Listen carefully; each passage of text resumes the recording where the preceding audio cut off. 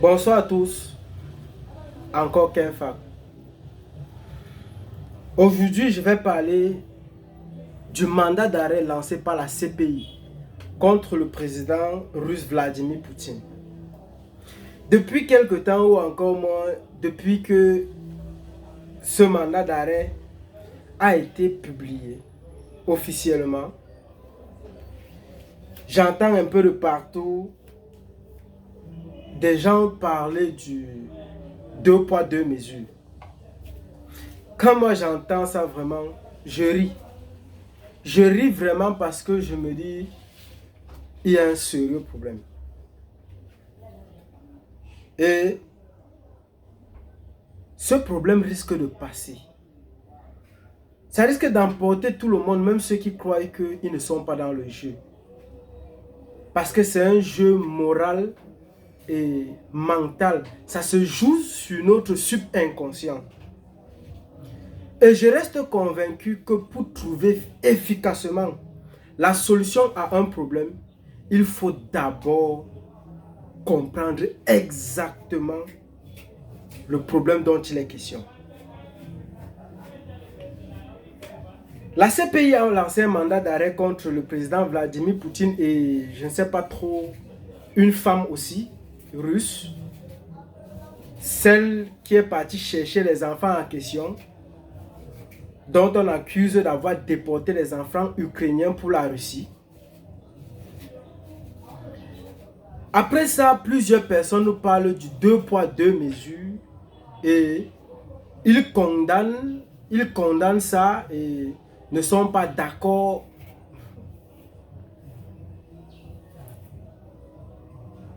Si vous avez bien écouté l'intervention du président chinois, il a plutôt demandé à la CPI d'être beaucoup plus concret et réaliste dans ses prises de décision. C'est parce qu'en réalité, il ne s'agit pas du deux poids, deux mesures, mais il s'agit plutôt d'une immoralisation ou encore d'une imposition de la mauvaise moralité au monde tout entier. C'est-à-dire quoi? C'est une façon pour la CPI de dire au monde, aujourd'hui, dans le monde, les puissants ont le droit de faire ce qu'ils veulent. Et tout ce qu'ils feront va être justifié ou encore doit être justifié au détriment des autres. J'explique pourquoi je dis ça. En Afghanistan, en Irak ou encore en Libye, l'OTAN, l'Occident ou encore les États-Unis d'Amérique ont bombardé, ont déstabilisé, ont tué les dirigeants de ces pays en prétendant vouloir protéger les peuples de ces pays. Quand nous regardons aujourd'hui ces pays en question, les États-Unis d'Amérique ont vraiment de l'intérêt pour ces peuples. Moi-même, je réponds en disant non.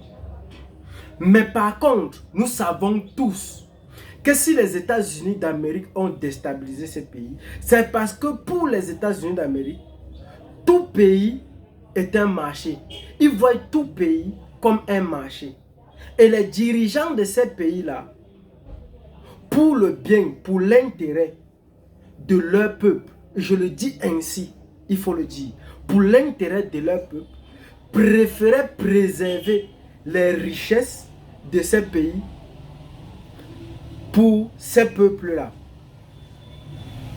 Donc refusaient leur marché, la plupart du temps marché du pétrole aux États-Unis d'Amérique.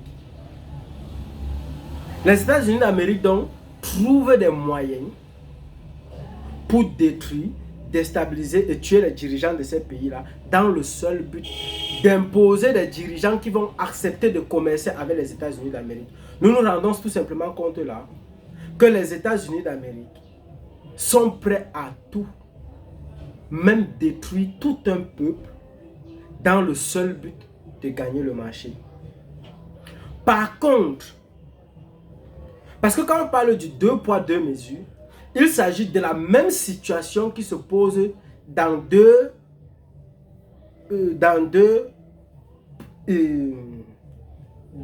lieux bien précis, différents, mais identiques. Mais moi, ce que je vais faire là, je vais essayer de vous démontrer que les situations ne sont même pas identiques. Mais c'est plutôt une façon d'imposer une immoralité au monde.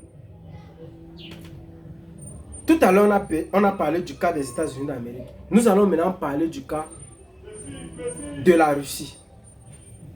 Nous avons en Ukraine des dirigeants terroristes manipulés, corrompus et corrupteurs qui ont passé plus de 8 ans à tuer leur propre peuple. C'est-à-dire ce que les États-Unis d'Amérique disaient des pays qu'ils ont détruits là. C'est-à-dire les États-Unis d'Amérique disaient que Kadhafi tue son peuple, opprime son peuple, prive son peuple de sa liberté. Pourtant, nous savons tous qu'en Libye, le gaz était presque gratuit. L'école était presque gratuite.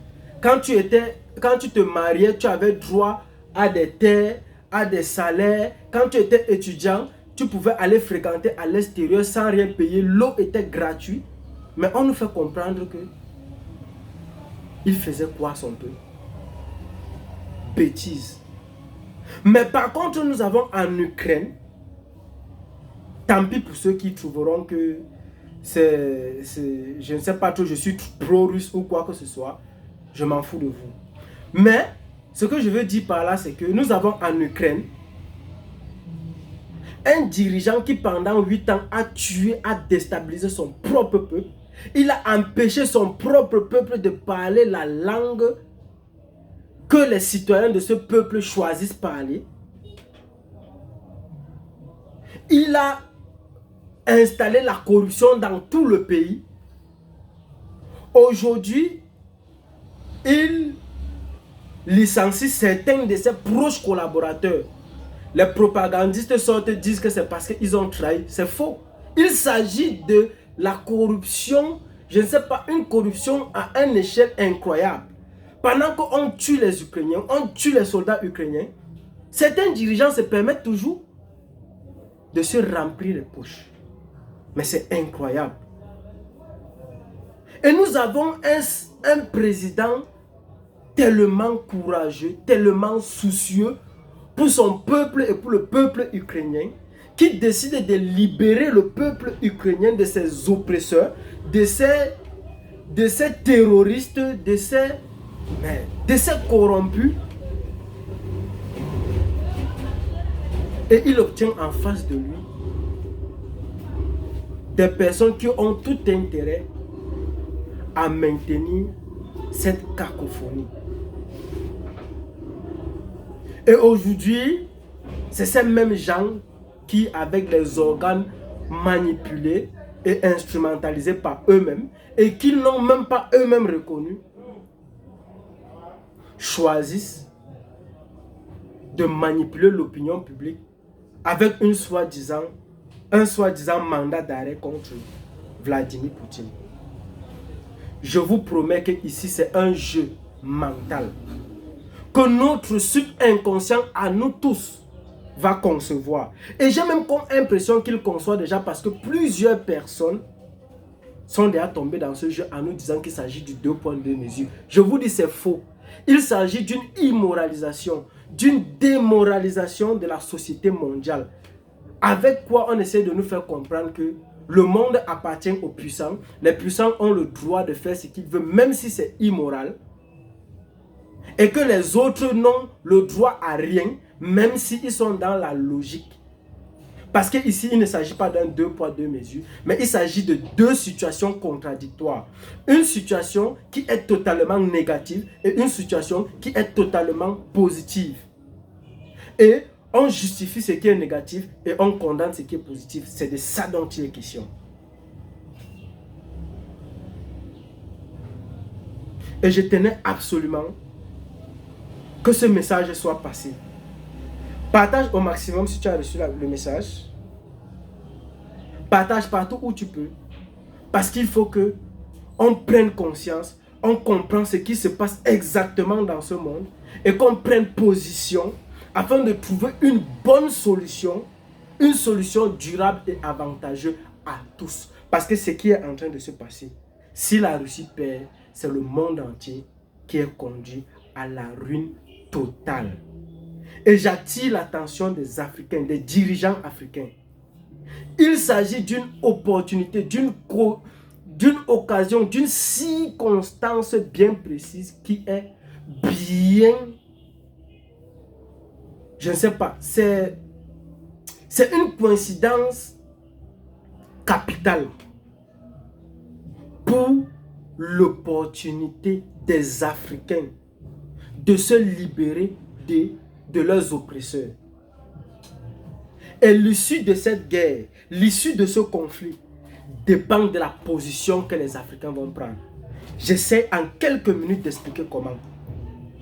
Si les Africains décident de ne plus donner leur richesse, leur matière première et tout ce qu'ils ont, même leur richesse humaine aux Occidentaux, les Occidentaux vont être financièrement déstabilisés et n'auront aucune capacité d'essayer même de s'opposer à la Russie parce qu'ils n'auront pas les moyens. Parce que tous leurs moyens viennent de l'Afrique.